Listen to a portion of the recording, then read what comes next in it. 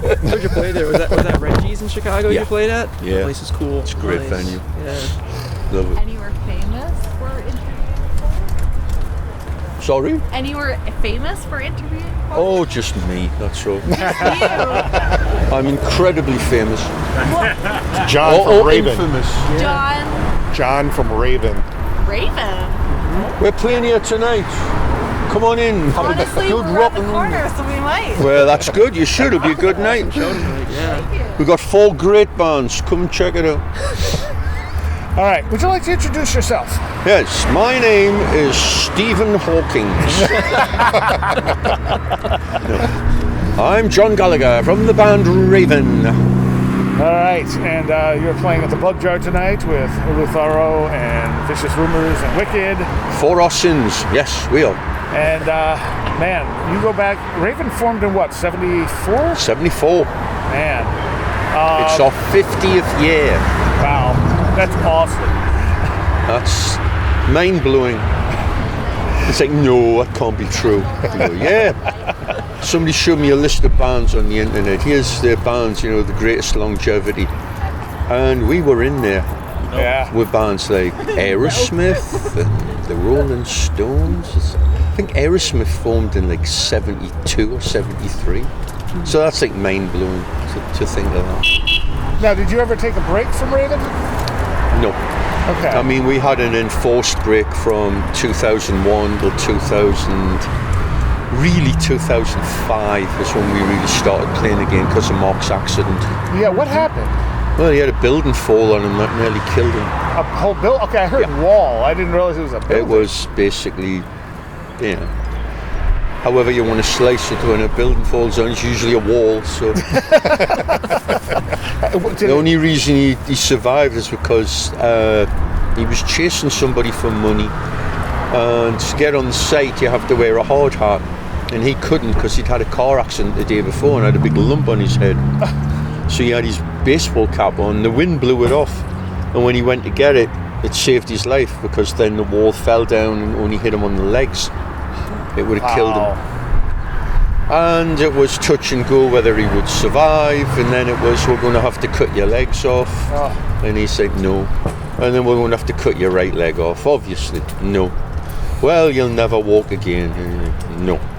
And he proved them all wrong. That's awesome. I mean, it sucks that it happened, but awesome that he was able to prove them wrong. Didn't you say that very inspiring? He is skiing and stuff like that too? Oh yeah. Yeah, that's crazy. Well, as soon as he got himself there, he went skiing and broke the frickin' leg again, didn't he? I mean, he had a motorcycle accident on Christmas Eve. He just got a bunch of road rash, but he's been like that since a kid. He's the most accident-prone person I know. So. Have you ever sat him down and explained he's in a band with you? Oh yeah. And you need him. Yeah, it doesn't cut much ice. So is there anything in your extensive career that you regret? Killing certain people, yeah, probably. You can't really play that, because then you probably would have done something else you'd regret more.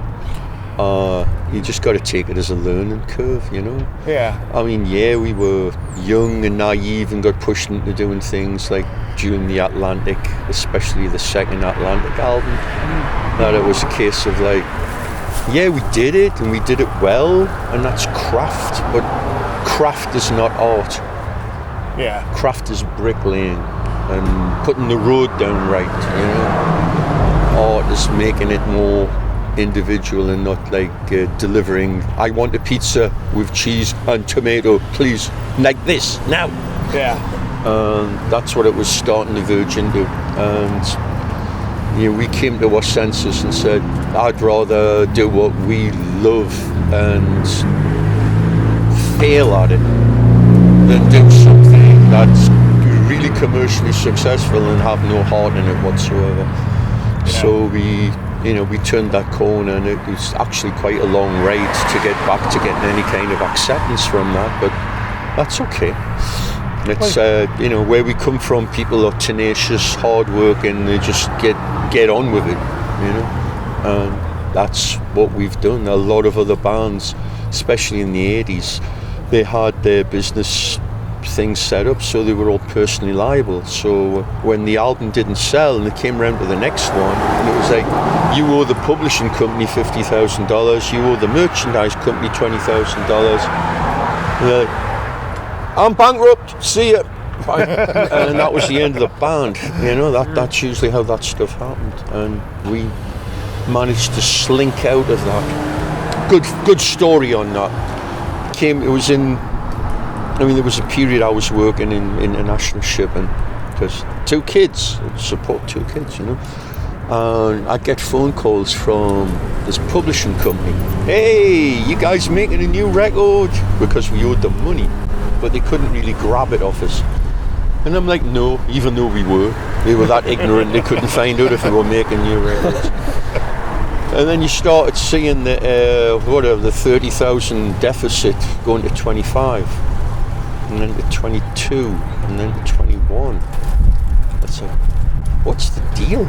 And then all of a sudden I get a message saying, we really apologise. This is the funds that were paid to you for the song When the Going Gets Tough off the Stay Hard album actually belonged to Billy Ocean for his song When the Going Gets Tough. So I went back to cha-ching, and then of course, you're quite okay, you're quite okay, don't worry about it. How you doing? Come here, you're on TV. This lady here's coming to the show tonight, she's going to kick ass. There you go. Battle forever. There you go. And, you know, luckily for us, in a sense, most of those companies all went bankrupt or were eaten by other companies that went bankrupt. Right. You know, people like Sanctuary, who decided to get into the rap business and spent all their money and went completely bust. And now there's like what, BMG and Universal, and that's really it. Yeah. It's so easy. Even for the you know, mostly there's the indie, like what we're on, Silver Lining, which is a great label, and what was Nuclear Blast kind of shattered into Atomic Fire and something else. Yeah. So it's interesting, but at least the thing with that is those people who are running those labels are doing it for the right reasons. They're doing it because they love the music. Whereupon when we were at Atlantic, it was like outtakes from Spinal Tap. You know, Bobby Fleckman. Hi, you Raisin? Yeah, Raisin, yeah, come on. Ugh. You imagine that, Rockefeller Plaza, New York skyscraper, like 30, 40 floors, 30 rock. And it was all record company. Now what they probably got a closet. Like 2 guys working there.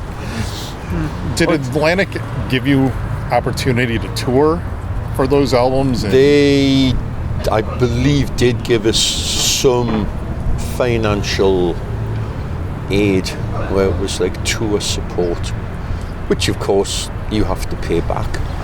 Yeah. Everything was just screwed. It was like the wrong label. It was, we got what was the best agent on earth, Premier Talent, and it was useless to us because all the bands we would have toured with weren't on that.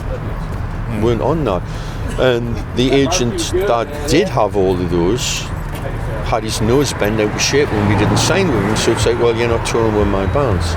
And eventually we had to go cap in hand and say, we have to quit, because all we'd got was our own gigs and like 6 dates with Judas Priest, which was awesome. But it had to go off, what were they called, MCI, ICM. And they had the Wasps and the Slayers and the whoever else's, which is the tour we got right after that. Right before, that was the last tour Rob did before he quit. Back then. And that all just kind of went south when grunge came in. Yeah. There was nothing going on. Now, why did Rob leave?